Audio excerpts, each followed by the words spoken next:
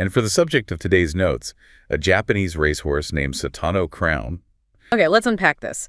Because to understand the magnitude of his fall, and of course his subsequent rise, we really have to look at the immense pedestal he started on. Right, the expectations were sky high. Yeah. Born in 2012, Satono Crown's story actually begins in Europe. The notes emphasize he had this elite European pedigree and was imported to Japan before he was even born. Exactly. So buying a European pedigree, it's a play for raw, deep-digging engine power. The owners, the Satomi Horse Company, were this massive operation pouring immense resources into the sport. Millions, I'm assuming. Oh, absolutely. Millions upon millions. But they had a glaring void in their trophy case. They were desperately chasing their very first Group 1 victory. The pinnacle of the sport, right? Yeah, the absolute peak. So Satono Crown was bred, bought, and placed with this top trainer, Noriyuki Hori, basically to be the chosen one. Wow. So they essentially manufactured a savior in a lab and then just threw the weight of an entire organization's ego onto his shoulders before he even took a breath. Pretty much. And from the very beginning, I mean, it looked like the ultimate investment. He makes his debut in October 2014, wins immediately, and then he just follows it up by taking the Tokyo Sports High Nisei Stakes and the Yayo Show. Right, just dominating early on. Yeah. He enters the Japanese Classics, which is the ultimate proving ground for a 3-year-old with a perfect, unblemished record. He is the heavy favorite. It's like a highly drafted rookie athlete who looks unstoppable in the preseason, making everyone think he's, the next big thing. I mean, the pressure of waiting for that first G1 win seemed to be over. They entered the Satsuki show, assuming it was just a coronation. A victory lap. Exactly. And then, well, the reality of the Classics hit. Satono Crown was completely outclassed. He ended up finishing 6th. They basically proved their multi-million-dollar strategy with Satono Crown was flawed. So the golden child gets left in the dust. They press on to the Japanese Derby, the absolute crown jewel of the season, and he only manages to finish 3rd. Right. He clearly isn't the dominant force they anticipated, and at this point, the notes detail a massive pivot in the stable's decision-making. Yeah, this is a crucial moment. Right, because after the summer break, instead of taking the traditional 3-year-old route into the Kika show, they just throw him into the Tenno show autumn. And I have to push back on this strategy. You have a young horse whose confidence might be totally shaken. Why throw him into a race against older, fully mature, battle-hardened horses? Well, I mean, this highlights how organizational desperation dictates strategy. Desperation, really? Oh, absolutely. Yeah. When an entire ownership group is starving for validation, patience often just goes out the window. They likely theorized that his European pedigree gave him the inherent stamina, the physical maturity to handle older horses. They were looking for a shortcut to a G1 victory. A shortcut that did not work out. No. The gamble backfired spectacularly. He finished 17th. Oh, wow. Yeah. Second to last. 17th. I mean, he was practically walking across the finish line compared to the leaders. It is fascinating, though, how quickly the hype evaporates in sports. The whole future champion label was just gone. Completely gone. His 3-year-old season ended in sheer, unmitigated disappointment. It really makes you think about how often we declare someone a failure in their career just because they peak early and then hit a wall. It's so true. We often assume early failure is permanent failure. But, we shift to his 4-year-old season, and the sources highlight a strange anomaly. Okay. His form remained wildly inconsistent overall, but he did manage to win the Kyoto Kinen. And what's fascinating here is that the crucial variable that day was the track condition. He won it on heavy ground. Meaning the track was muddy, wet, and essentially a swamp. Exactly. But because of his European bloodlines, Satono Crown possessed a deeper, more churning stride. He really dug into the earth. So the very mechanics that made him slightly slower on a fast Japanese track made him an absolute machine in the mud. Wow, so he had a completely different biological tool set, but it seems like everyone missed the memo, because he goes right back to failing after that. Yeah, he does. He travels to the Queen Elizabeth II Cup in Hong Kong and struggles. Runs the Takarazuka Kinen and the Tenno show back home, struggles. The consistency is just completely missing. Right. So they have a horse with an elite engine who simply cannot deliver on standard tracks. What is the logical next step for an owner who's desperate for a return on investment? Well, you change the environment entirely, and you change the driver. At the end of his 4-year-old year, they sent him back to Hong Kong for the Hong Kong Vase, and they brought in a completely new jockey. João Moreira. Yes. The notes refer to him as the Magic Man. Who is that, and why would he make a difference for a historically inconsistent horse like this? So Moreira is a legendary jockey, really known for his tactical brilliance and his almost supernatural ability to coax a horse into relaxing. Relaxing? Is that hard for a racehorse? Oh, definitely. So Satono Crown had a tendency to fight his riders and just burn all this nervous energy before the race really got going. Moreira changed the rhythm entirely. He didn't force the horse, he just let him settle. Wow. But the challenge was monumental. They were up against Highland Reel, the defending champion, and arguably one of the strongest, most resilient horses in the world at that time. The forgotten Japanese horse staring down a global titan. The notes describe Highland Reel dominating the race from the front, just doing what he does best. How does Moreira even counter that? He waits. He just waits. Yeah, he allows Satono Crown to conserve every single ounce of that deep European stamina. Then, from way behind the leaders, he unleashes him. Satono Crown initiates this breathtaking late run. He surges forward, eats up the ground, runs down the defending champion, and secures his very first Group 1 victory on the international stage. That's incredible, and I find the geography of this so deeply ironic. How so? Well, here's a horse technically bred in Europe, born and raised for Japanese tracks, carrying the massive expectations of a Japanese stable.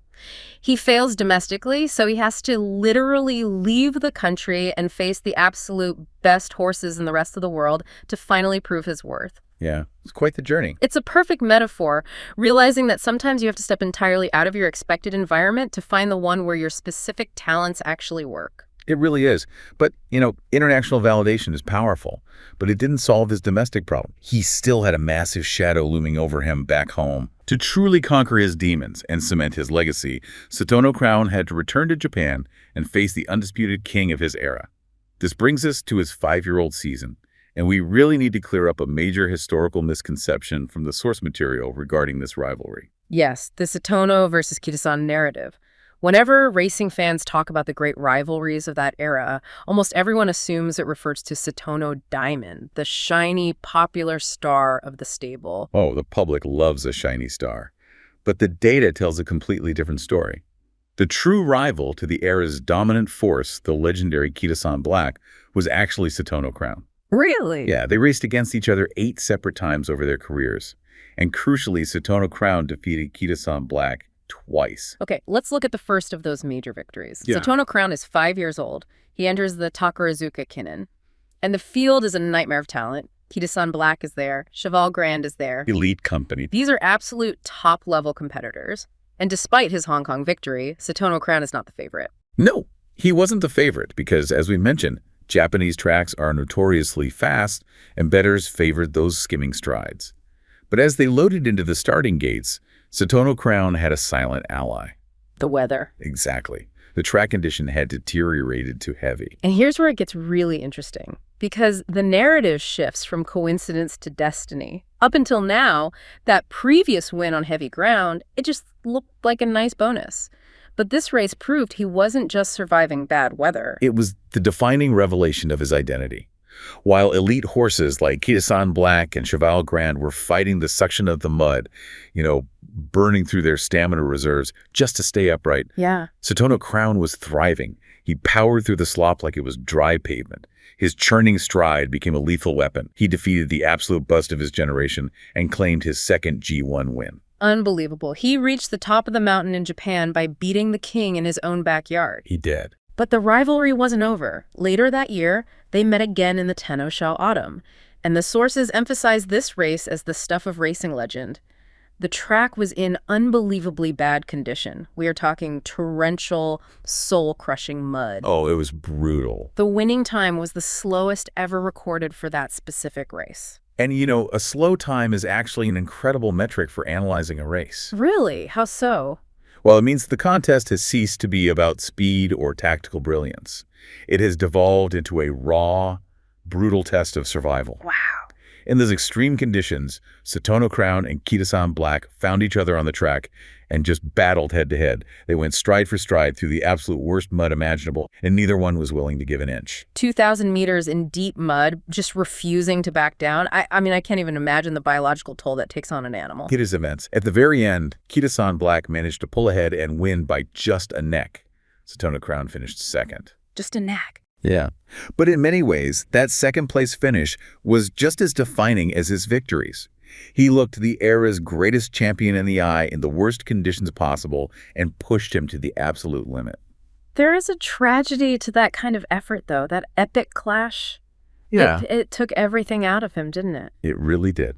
The sources are very clear on the aftermath. That race broke something in him, physically or maybe competitively. After that brutal battle in the mud, his form completely collapsed. That's heartbreaking. He continued racing into a 6-year-old season, but he never returned to the top. He never finished in the top 5 again. It's like a boxer who leaves their soul in the ring during a title fight. They just never have that same fire again. Exactly. His final race was the Japan Cup, where he finished 9th, and then the stable finally retired him. But looking at his final career statistics, they tell such a fascinating story. 20 total starts, 7 wins, 6 of those were graded wins. Winning 6 is a phenomenal achievement. But the most important statistic of all is that 4 of those 6 graded wins came on heavy ground. More than half of his major victories required the weather to be terrible. Yep. He wasn't a traditional champion. He was the undisputed king of the mud. But the story doesn't end when he retires from the track. In thoroughbred racing, retirement is just the beginning of the second act. It really is. Satono Crown went to the Shedai Stallion Station to begin his breeding career. And this is where the economics of breeding and, ironically, his early failures actually work in his favor. How so? Because he wasn't a flawless, undefeated champion, his initial breeding fee was relatively affordable. But breeders knew he had that elite European bloodline, and they remembered his raw power in the mud. As a result, he was incredibly popular, covering over 200 mares in his very first season. For those of us outside the breeding industry, how significant is that number? 200 mares. Oh, it's huge. To put covering 200 mares in perspective, a standard, moderately successful stallion might see 50 to 60 mares a season. Oh, wow. 200 means breeders were practically lining up around the block.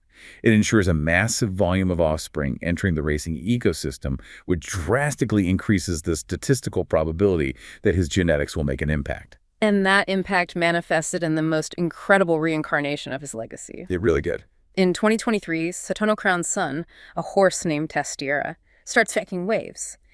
Testiera doesn't just run well, he wins the Yayoi show, the exact same race his father won years earlier. If we connect this to the bigger picture, this is what makes equine bloodlines so mesmerizing. They create these incredible sweeping narrative loops across generations. But the loot gets even crazier.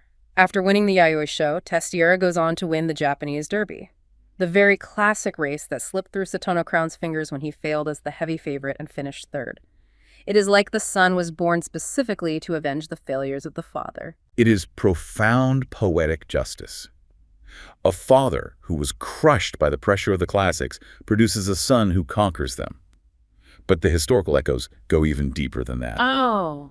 During that classic campaign in the Setsuki show, Testiera found himself in a fierce battle to the finish line.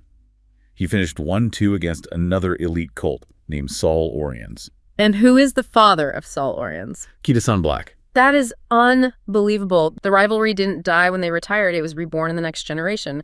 Satono Crown versus Kitasan Black, echoing through their sons on the exact same tracks. It really shows that their connection wasn't just a fleeting moment in sports history. It became a permanent part of the breed's DNA. So what does this all mean for us? When we look back at the entire arc of Satono Crown, from the unborn royalty to the hyped rookie to the crushing disappointment to the international hero and finally the mud specialist who birthed a Derby winner, his story is ultimately about timing and mechanics. He wasn't perfect. He was incredibly inconsistent.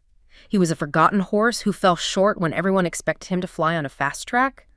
But when the conditions deteriorated, when the sky opened up, the ground turned heavy, and everyone else around him struggled to simply keep their footing, his specific, deep-digging engine made him an unstoppable king. Thank you so much for watching.